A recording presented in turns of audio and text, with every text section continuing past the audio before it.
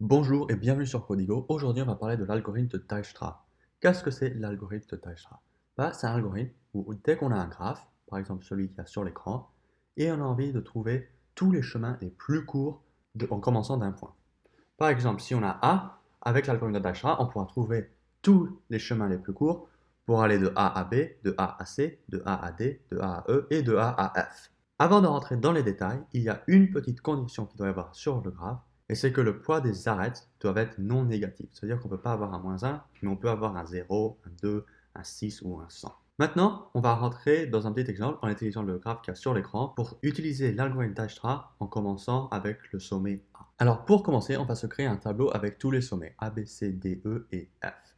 Et à chaque étape, on va rajouter une ligne et on va avoir le chemin le plus court pour aller de A à un des sommets. Alors, par exemple, dans la première étape, on va peut-être avoir le chemin le plus court pour aller vers B. Et après, dans la deuxième étape, le chemin le plus court pour aller vers C, etc. Et alors, à chaque étape, on aura un nouveau chemin le plus court pour un nouveau sommet. Alors, pour commencer, on a envie de rajouter une ligne avec les valeurs infinies. On ne sait pas la longueur des chemins pour aller à chaque sommet. Tout ce qu'on sait, c'est que le maximum que ça pourrait être, c'est infini. Après, on va commencer au sommet A, comme on a dit. Alors, on va changer la valeur du sommet A à 0, parce qu'on sait que pour aller au sommet A, comme on y est déjà, ça va nous coûter 0. Alors là, on aura une ligne avec 0, infini, infini, infini, infini.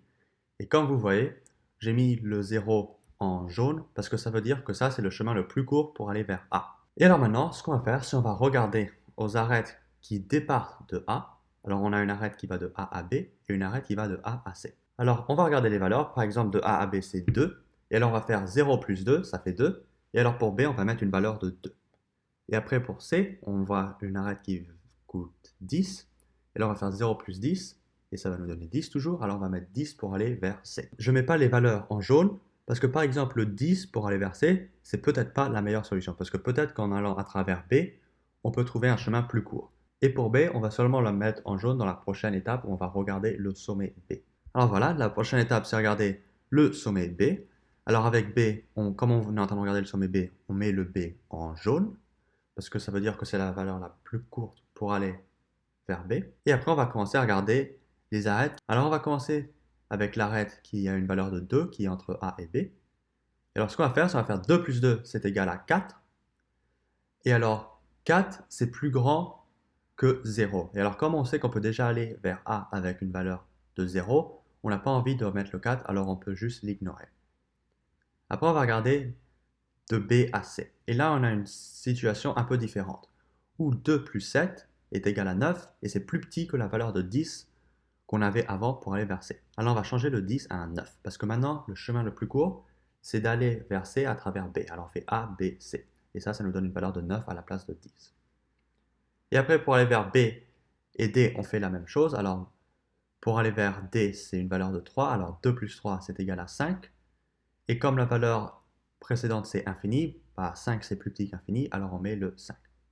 Et après, on fait la même chose pour E et on aura une valeur de 3. Maintenant, on va regarder les valeurs qu'il y a dans la ligne précédente et on voit que la valeur de E, c'est la plus petite qu'on n'a toujours pas visitée. Parce que ça va être 3. On a visité le A et le B avec une valeur de 0 et 2. Et la valeur la plus petite après, c'est le E. Alors maintenant, on sait que le chemin le plus court pour aller de A à E, ça va être une valeur de 3. Alors on le met en jaune. Et après, on va regarder les arêtes qui partent de E. Et alors là, on a une valeur qui part vers C avec une valeur de 8. Et alors là, on va faire 3 plus 8, c'est égal à 11. Et 11, c'est plus grand que 9, alors on ne met pas le 9 à jour. Après, pour aller vers D, on a une valeur de 3. Alors 3 plus 3, ça fait 6. Et 6, c'est plus grand que 5. Alors on n'a pas envie de garder cette valeur, parce que le 5, c'est le chemin le plus court pour l'instant.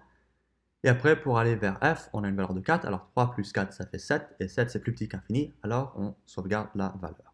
Alors maintenant, le sommet avec la valeur la plus petite qu'on n'a toujours pas visité, c'est le D. Alors on va mettre le D en jaune, ce qui veut dire que le chemin le plus court pour aller de A à D, c'est 5. Et alors maintenant, on va regarder les arêtes qui départent de D. Alors on va commencer avec B. Alors c'est une valeur de 3.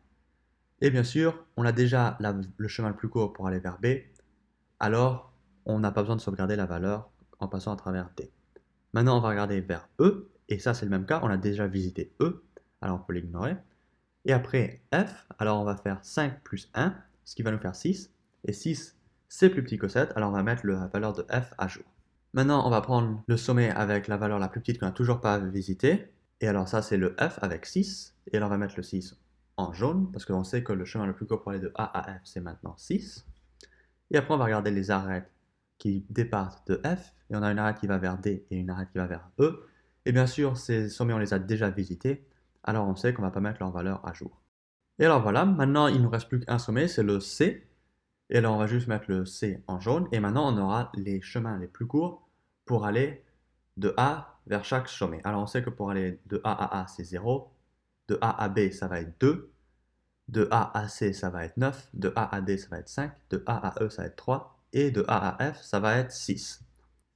Et alors voilà, comme ça, on a toutes les valeurs, tous les chemins les plus courts pour aller de A envers tous les autres sommets dans le graphe.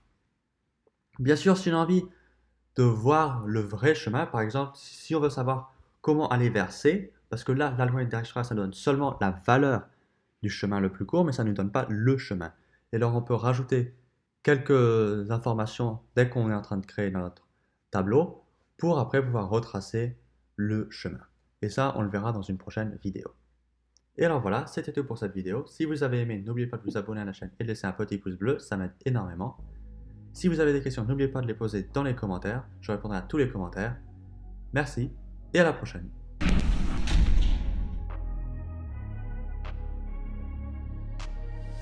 I'm changing who I am. I'm making